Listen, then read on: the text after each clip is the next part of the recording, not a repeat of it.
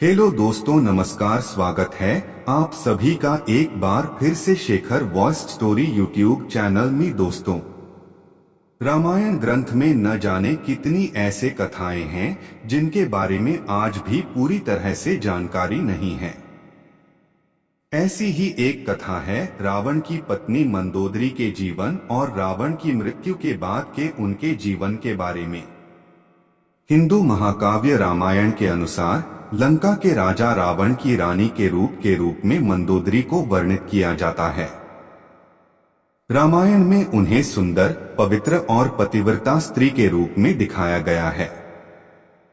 उन्हें रामायण काल की सबसे सुंदर पंच कन्याओं के रूप में जाना जाता है और मान्यता है कि उनके नाम से कई बाधाएं दूर होती हैं। आइए जाने रावण की मृत्यु के बाद मंदोदरी के जीवन के बारे में कुछ प्रचलित कथाओं के बारे में। कौन थी मंदोदरी? मंदोदरी असुरों के राजा मायासुर और अप्सरा हेमा की बेटी थीं। मंदोदरी उस समय की सबसे सुंदर और गुणवती स्त्री थीं।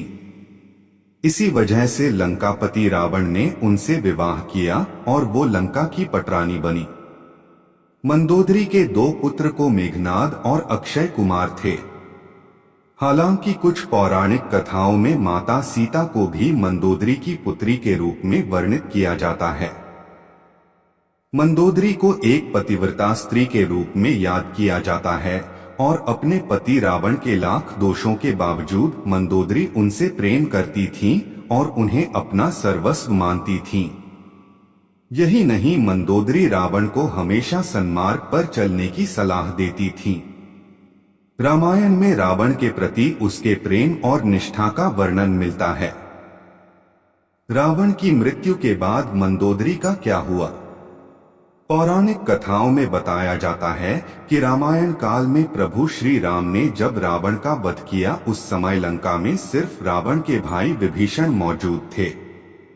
उस समय राम जी ने विभीषण का राज्याभिषेक कर दिया और उन्हें लंकापति नियुक्त किया। उस समय मंदोदरी ने विभीषण की शरण ले और उनकी पत्नी के रूप में जीवन व्यतीत करने लगी। हालांकि रामायण में इस बात का कहीं बहुत ज्यादा जिक्र नहीं है और कुछ लोगों का मानना यह भी है कि रावण की मृत्यु के बाद मंदोदरी ने मृत्यु को चुना और वो सती हो गई। रावण की मृत्यु के बाद मंदोदरी के जीवन से जुड़े अन्य तथ्य।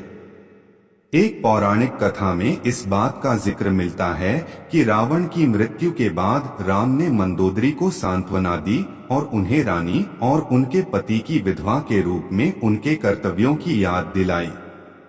इसके साथ ही उन्होंने लंका के नए राजा की पटरानी बनने की सलाह भी दी, लेकिन मंदोदरी ने विधवा का जीवन ही स्वीकार किया और आध्यात्म में डूब गई।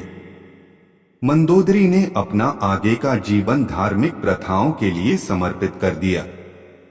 हालांकि इसका भी कोई ठोस प्रमाण नहीं मिलता है और यह इस तथ्य पर आधारित है कि मंदोदरी एक धर्मपरायण स्त्री थीं और शायद इसी वजह से रावण की मृत्यु के बाद उन्होंने ऐसे ही जीवन को अपनाया होगा।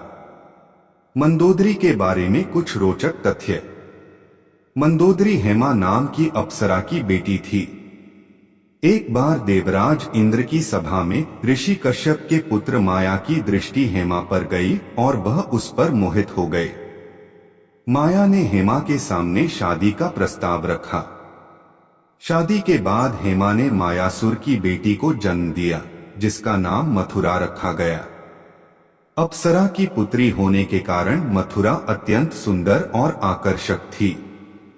जब मंदोदरी का विवाह हुआ तो उसके पिता मयासुर ने योग्य वर की खोज शुरू की, लेकिन उसे अपनी सुंदर पुत्री के योग्य कोई वर नहीं मिला। मयासुर ने मंदोदरी को रावण से मिलवाया। जैसे ही रावण की दृष्टि मंदोदरी पर गई, वह मोहित हो गया और उसने जल्दी से विवाह के लिए प्रस्ताव रखा। रावण ने मंदोदरी को वचन दिया कि हमेशा केवल मंदोदरी ही उसकी पत्नी और लंका की रानी होंगी। विवाह के बाद मंदोदरी को उपहार के रूप में मायासुर ने रावण को सोने की लंका दी। एक कहानी यह भी है कि रावण की मृत्यु एक विशेष बाण से हुई थी और इस बाण की सूचना मंदोदरी ने ही हनुमान को दी थी।